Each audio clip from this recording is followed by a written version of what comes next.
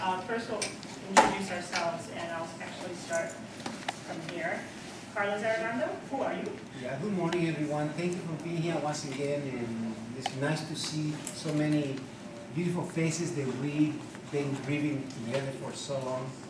And I'm from Boston, in case you don't recognize my accent. I live right now. Irish. Yes, and I lost my son, Lance Corporal Alexander Arredondo, in 2004. My name is Kevin Lucy. I'm the father of Jeffrey Lucy. He was reservist from Massachusetts, and he was involved in the invasion in 2003. And when he came back home, he looked great, but 11 months later, he was suffering so badly with PTSD.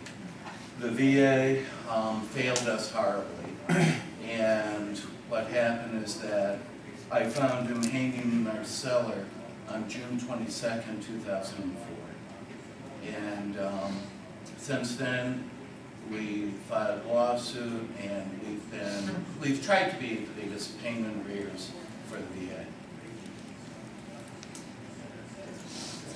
Hi, I'm Joyce Lucy, and Kevin already explained what happened to my son. And I'm Melida Arredondo. I'm a Gold Star stepmother. And since the loss of my stepson, Alexander, the impact has been profound on our whole family.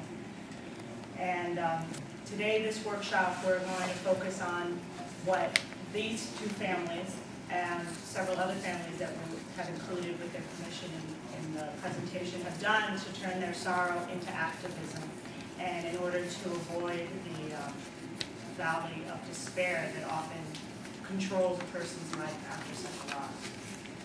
So I'm going to start off with a history. And there's a lot of different media I'm using here. So we practiced yesterday, so it should all go well. So say a little blessing. It all goes well. Though not a Gold Star mother, Julia Ward Howe is the mother of the mother. She is the mother of the Mother's Day Proclamation, and she based it on war and the fact that she worked towards pacifism the rest of her life. She was also a leader in the women's rights movement. She is from South Boston, Massachusetts, which I did not know. Oh, I'm sorry, yes. Candace will be taking pictures of both the audience and ourselves so that we can have it on record. So I hope if there's anybody who doesn't want to have their picture taken, please let us know. In the course of doing our work, we've met we've met Pat Simon, who's from Concord, Massachusetts, and she and Louise Ransom were two Gold Star moms from the Vietnam era.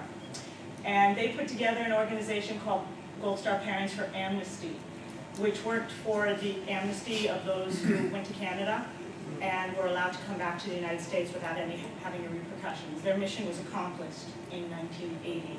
So activism in terms of Gold Star families has a past. But a few months after, as a matter of fact, the month after losing Alex, this woman caught my attention.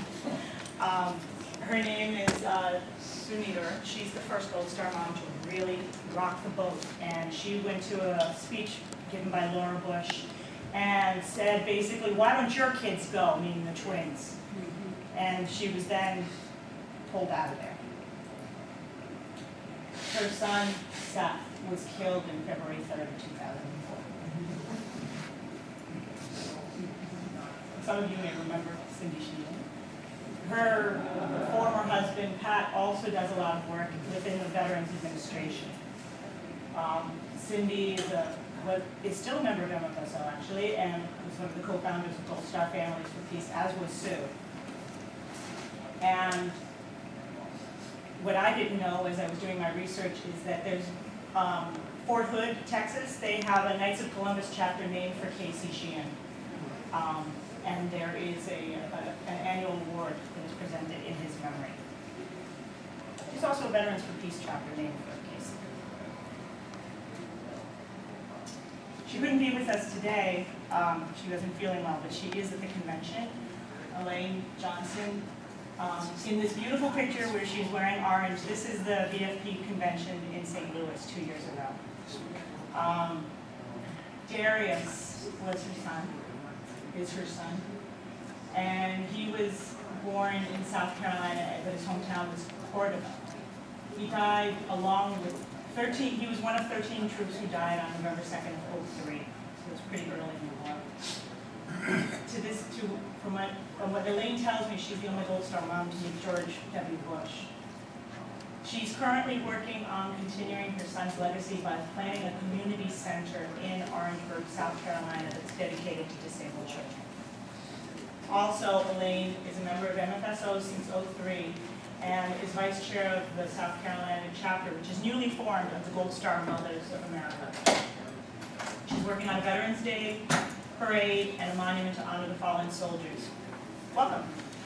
Welcome. There's no right, there's no wrong. Welcome. There's cheers. Are you, this is Gold Star Families? Oh, no. I was gonna, okay. Next door. Next door.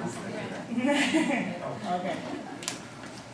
And a monument that's supposed to happen this year. Elaine is working on this in South Carolina. Okay. Massachusetts, we have a lot of Gold Star activists in Massachusetts, which is where both of these families are from. And one of them is Dr. Basevich, who was working academically against the war. He's a graduate of West Point. And, but let's let Dr. Basevich speak for himself.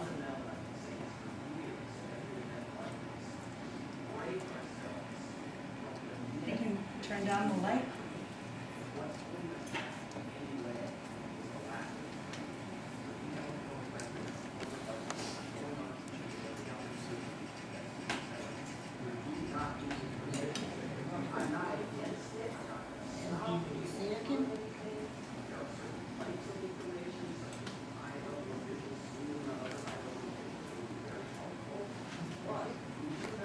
$4,253 Americans have died in the Iraq War. More than 30,000 have been wounded. The war's sting has been felt in New England. iCasualties.org puts the number of Massachusetts war fatalities at 64, Connecticut 30, Maine 23, New Hampshire 22, Vermont 20, and Rhode Island 12.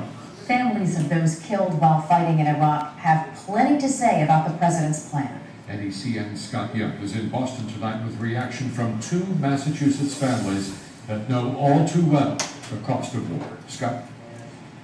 Well, RD and Beth, the two fathers that I spoke to today, both lost their sons in Iraq, one a Marine, the other a soldier, one in 2004, the other in 2007.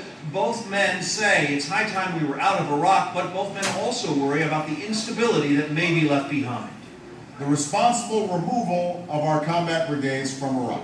President Obama's words resonate with the families of those lost in Iraq. This is over. Thank God we got a new administration. We start listening to what they say, and I like it. I like it very much. Carlos Arredondo lost his son Alex in 2004. He was 20 years old.